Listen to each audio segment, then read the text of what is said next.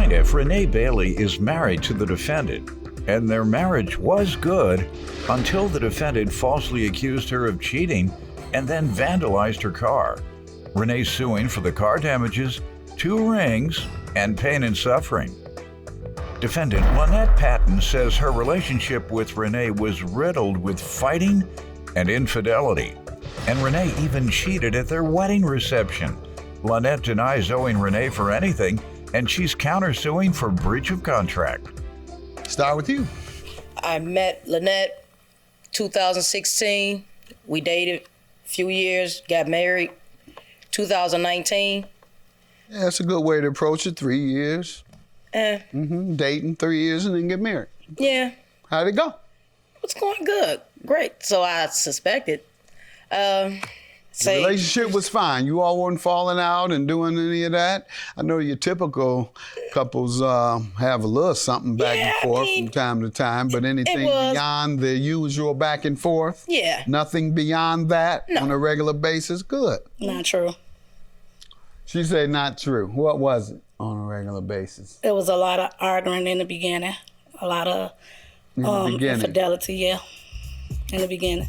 Defendant Lynette Patton is being sued by her estranged wife, who says after Lynette falsely accused her of cheating, she vandalized her car. How did things, when did they turn sour on a regular basis, if it happened at all? Oh, it did. Somewhere around 2020, that's when it got bad, around March.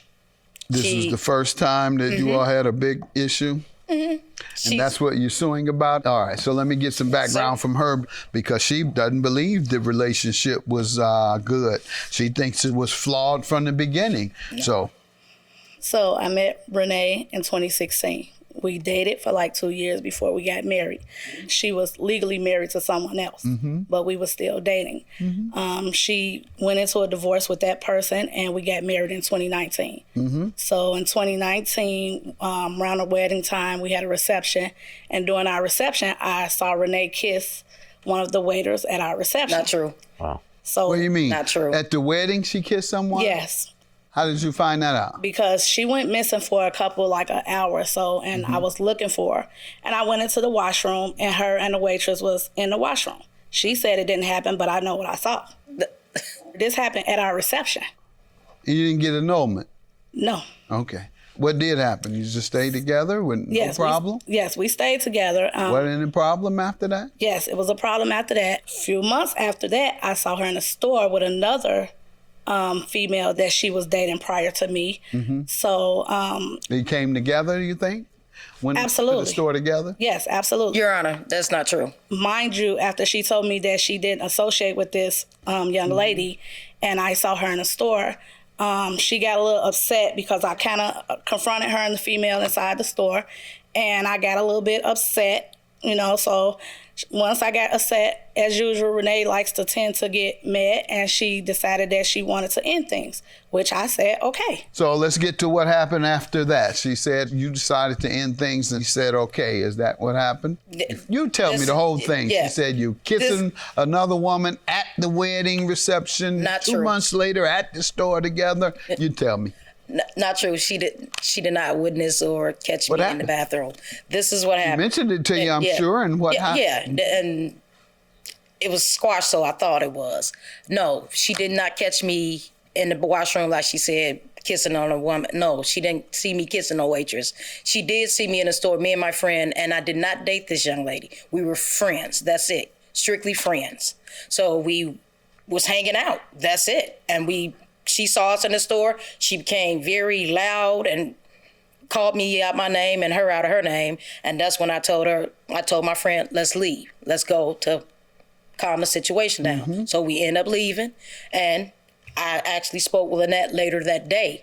And she supposed to came over to the house to talk to me so we can talk about what happened in the store. But she came over, but we never got a chance to talk because she came to the house, and I stay with my identical twin sister. We stay together now. So she saw items there that belonged to another young lady at the house, and she got upset with me about that. And I was like, those not mine. I can't tell you something that's they not walked mine. in here on their own. Yeah. So Why didn't you understand that? Right. You heard her. They walked in there on their own. The clothes. yeah, well, I don't know about all that. Are you saying Yeah, they were with my Go my ahead, twin though. sister. So, Yeah. how So did you know, how did that conversation continue? So she ended up leaving, and during this time, I go outside. I mean, she's damaging my car. She's on the hood of my car. I'm like, Lynette, get down, stop. I knew you was cheating with her, and I'm like, who is her? Stop. Lynette is very jealous. I can't speak to another female without her, oh, that's who you're messing with. Yeah, she started off saying that. She started off focusing on that. Yeah, I'm like, Go ahead. so I let her know. I was like, well, I don't think this is going to work with us, so let's get a divorce. I told her, let's get a divorce. So what happened? I went and filed for the divorce, but I didn't go through it because I love my wife. Defendant Lynette Patton is being sued by her estranged wife, who says after Lynette falsely accused her of cheating, she vandalized her car.